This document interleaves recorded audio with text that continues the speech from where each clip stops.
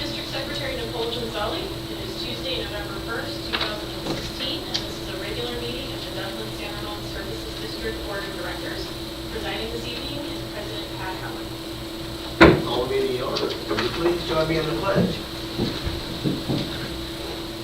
I pledge allegiance to the flag of the United States of America and to the republic for which it stands, one nation, under God, indivisible, with liberty and justice for all. Thank you. Roll call, please. Director Forte, Here. Director Michalak, Here. Director Magnier-Leopold, Here. Vice President Halkett, President Howard. Here. Okay, special announcements, activities. No special announcements. Public comment? I don't see any members of the public here, so we'll close that and move on. Let's see, reports. Just the next board meeting is on November 15th, and I'll overlap with the annual DSRSD Plans Incorporation meeting. And then just a couple of senior staff meetings. Carol Abbott will be out of the office for the next 3 days, and a California Public Employers Labor Relations Association training conference. John Archer's acting GM will avoid. Let's see, the agenda management. Everything looks straightforward. Change it.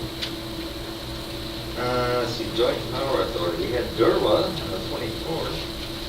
See, Georgine, do you have any comments on it? No. Yeah. Neither do I. It was pretty straightforward. It was very straightforward. Yeah, pretty routine. Approval of minutes. This is for October 18th. Move to approve. I'll second. Okay, moved and seconded. All those in favor? Aye. Opposed? And that carries 4-0. Consent calendar, there is none this evening, so we move on to item 9A, which I will read. This is an ordinance of the Dublin San Ramon Services District modifying sections 3.60.010, 3.60.020, 3.70.010, and 3.70.080 of its district's ordinance code to revise the time of vesting of water and wastewater capacity rights and for payment of associated capacity reserve fees. Is there a motion to waive the reading?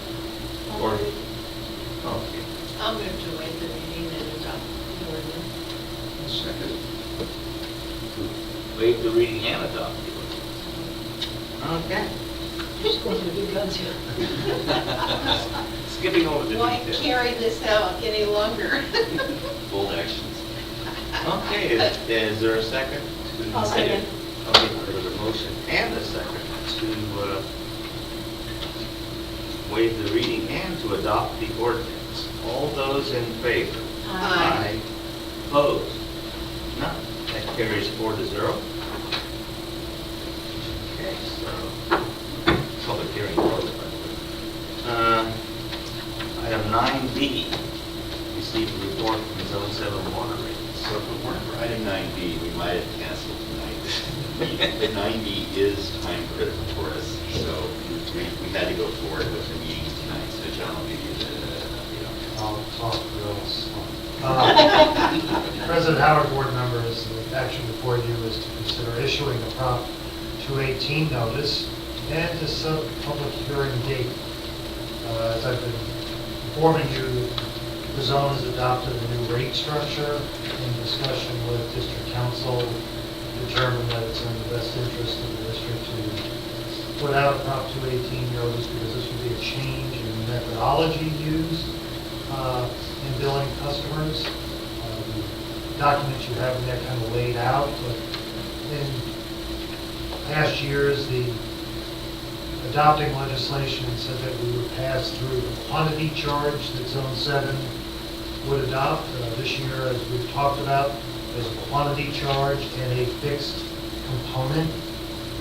What we're laying out and proposing is that we develop a quantity charge of our own that will be charged to the customers. So the customers won't really see a difference, but what we'll do is take the quantity charge and the fixed charge, take that fixed charge and convert it into a quantity amount based on what we're projecting to buy for the upcoming year from the zone, develop that rate, and then the customer, instead of seeing different components from zone 7, will see just a quantity charge on it. But to do all this, we have to notice it. What you would be doing tonight is authorizing us to send out some 20,000 notices to all the water customers in the district. That is ready to go. We get your approval this evening. We propose that we set the public hearing on January 3rd. I'm not trying to skirt the issue, but that'll give us the 45 days that we have to give for noticing, and then not to have it adopted during the holidays. We have, for those that have been on the board for a while, remember there is a very detailed policy on how we count any protests. Because if more than 50% plus one customer's protest, we don't move forward. But all protests will come through to the district secretary, and before that next meeting, she will give you a recap of how many. In the past, there have not been protest letters. So again, the action we're asking you to is say okay to the Prop 218 notice. Maybe if you have questions for me on methodology, I'd be willing to answer them. And then we would ask that you set the date of the public hearing in January. I'm just curious about the wording of the new ordinance. Will it be written so that when Zone 7 changes, the mix of fixed to variable will be covered, will be included? It's generic enough. It says the two rates. Two rates. And for the employee. So, and if they get rid of it, it wouldn't matter. I mean, in addition to, we had very specific wording in the current adoption. It's a quantity charge specifically. So you just It basically didn't talk about the fixed component. But there's also, you remember Prop 218 gives you a 5-year window for any recurring rate. So anything that's got a CPI on it, you have to do it. Carl's advice, Last time we did a rate increase, we really didn't talk about the Zone 7 rate. So probably in our best interest to be doing this noticing. Right, there's sort of a 5-year window on passing through wholesale rates or the CPI adjustments. It's just Oh, the same. okay, so we'd have to update this. Yeah, every basically, five. what that gives you is an opportunity to do a 30-day notice for each annual change rather than doing the whole 45-day plus a year. So that's a good question. And I'll move to schedule a hearing for January 3rd, and then send out Prop 218 application. I'll second. Can't remember, we need a motion, but we have one. We'll set the public hearing. Yeah. Okay. All those in favor? Aye. Opposed? None. That carries unanimously. So, we move on, record time, to board member items. Does anyone have anything? Let's start on the right, so let's go deep and finish up. No, on the right. Georgine, it's your show. Well, except for Derwa and LAFCO, I haven't done anything else the last 2 weeks, so you're out of luck. Really? Well, you all know, I went to Cal-LAFCO, but the LAFCO meeting, you all know, we're arguing about, I shouldn't say arguing, we're... Debate. No. Discussing. Listening.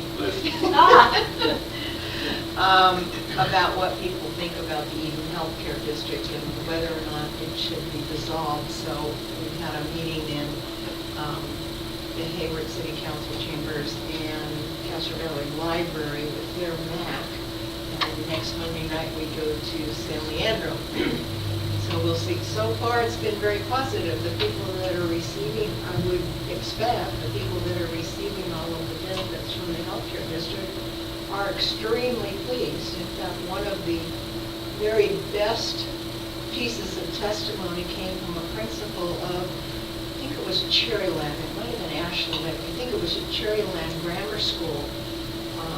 He had taken the time out of his mind to come and tell us that if it weren't for Eden Healthcare District, most of the students in his school, and it's K through 6, would be undernourished, malnourished, not have dental care, not have eye exams. I mean, he just went on and on and on, and he was, in my opinion, probably the best testament to the kinds of things they're doing. When you have the school principal come in and say that if it wasn't for Eden Healthcare District, none of my kids would even be here. So, but, and then of course last week was a CalLabCo session, which is always interesting because we find out more and more things going on with the legislature in order to bypass LabCo. The new freshman and sophomore legislators are saying they don't understand and they don't know what LabCo does, so they just introduce legislation to bypass it. I think some of that's true. The other part, I think, is their way out of a very embarrassing situation because they introduced legislation rather than come to their county LabCo. But in any event, so far, the one that's affecting Eden Healthcare has been put on hold. That's about it. See, I have nothing special announcement. So, it's time to move on to a closed session. Anybody else have any comments? Okay, at this time, the board will be going into a closed session for the matters as described under agenda item 11.